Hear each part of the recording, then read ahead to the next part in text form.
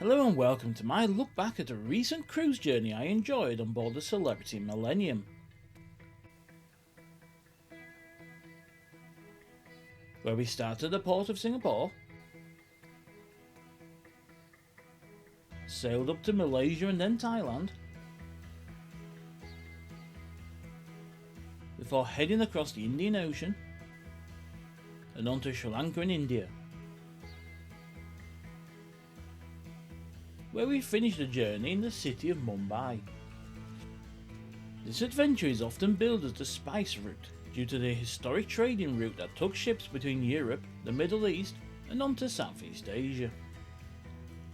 From the off, I should say that if you want a relaxing holiday where you can catch some sun and enjoy a stroll around fascinating ports, this isn't the itinerary for you. If you want an adventure where you simply must go with the flow sometimes and take things for what they are, this could be the choice for you. Whilst offering some issues along the way, the rewards are certainly worth it. So if that sounds of interest to you, make sure you like and subscribe, and why not leave a comment below if you've sailed on the Millennium before, as I would love to hear your views on the ship. My name is Darren, and this is my look at the recent cruise I took on board the Celebrity Millennium, sailing between Singapore and Mumbai in India. Where in this first part, we'll look at our pre-departure stay in the city of Singapore, before taking you to our embarkation experience at Singapore's cruise terminal.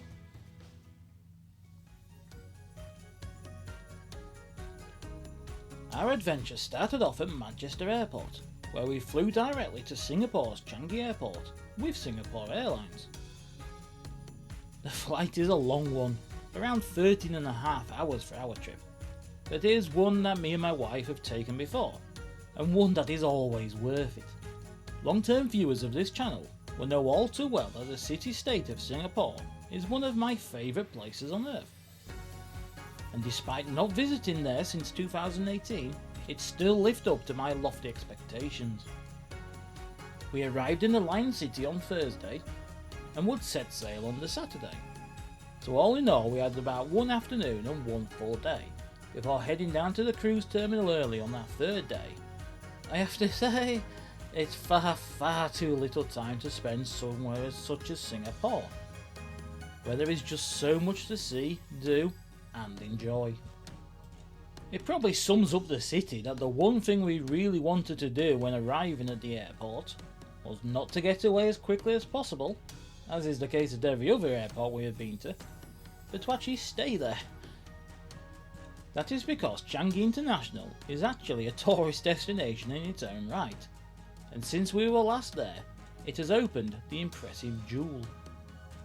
Technically, the Jewel is simply a shopping centre that links three of the main terminals at the airport, but as someone who isn't a fan of shopping at the best of time, never mind when I'm on holiday, thankfully it is so much more than that. Its highlight is a huge waterfall that flows from the ceiling and down into an underground food court, with the centre of the shopping centre being an open area full of plants and seating areas, and with several attractions including a glass walkway, rope walks and gardens. As we landed early in the morning, we dropped off our luggage and then waited for the waterfall to be turned on for the day, which is done with quite some pomp and ceremony, and it saw a big crowd turn up. But we waited from high up in one of the roof gardens, which not only offered a great vantage point, but was relatively quiet. From there, we would use the country's perfectly clean and cheap MRT system to jump from Changi to Orchard Road, where our hotel was located. After checking into the Yotel Orchard Road Hotel, which offers incredible views from your room, we jumped back onto the MRT to firstly head to the cruise terminal, where we took a look at the Royal Caribbean's Anthem of the Seas, and then jumped back on the train to Marina Bay. We took a short walk around the bay, visited the famous Merlion, and then walked around the side of the hotel. Yes, that hotel, the one thing everybody knows about Singapore, where we visited Illumi, a light show that was there for Christmas.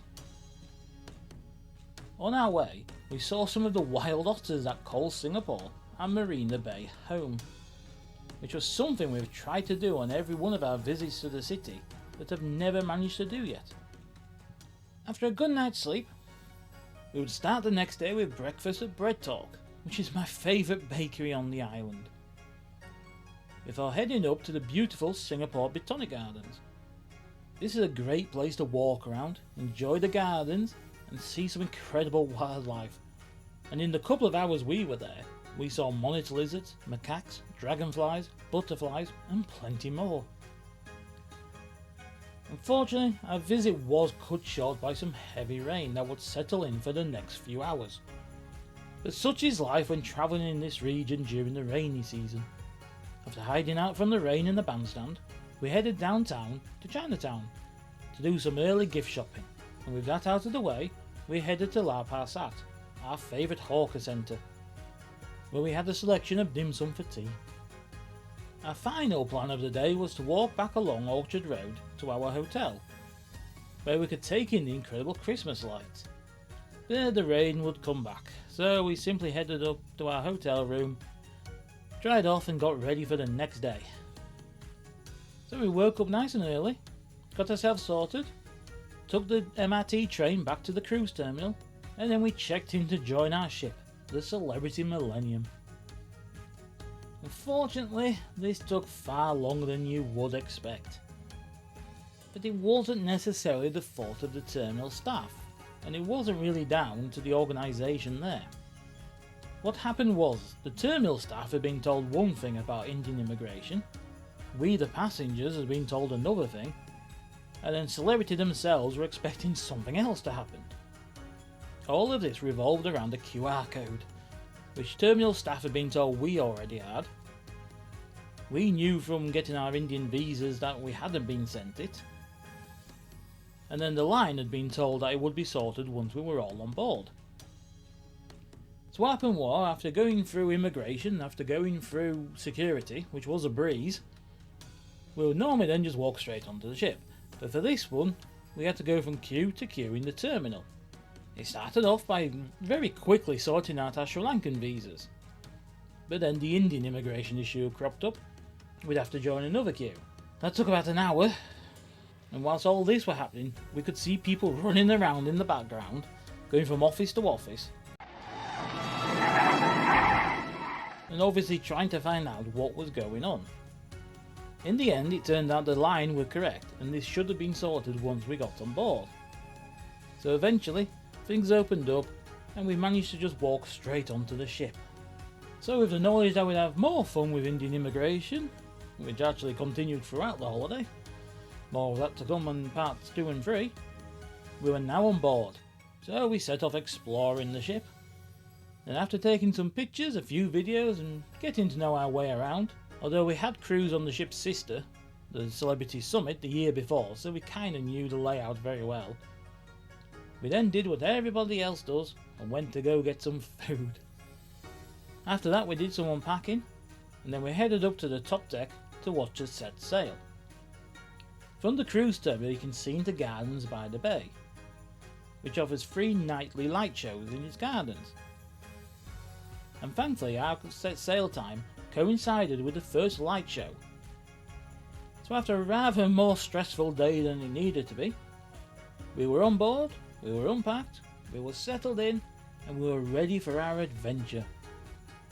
A journey that would take us to 8 ports of call, across 4 countries, and with 2 overnight stays, which we did a range of ship excursions, private excursions, and exploring on our own. And that is where we'll leave this part 1, so make sure you join us next time, where we'll have part 2, including visits to Port Klang, Penang, both in Malaysia, and the island of Phuket in Thailand. So all that remains to be said is thank you so much for watching. I hope you enjoyed our look at the first part of our cruise from Singapore to Mumbai, and see you next time.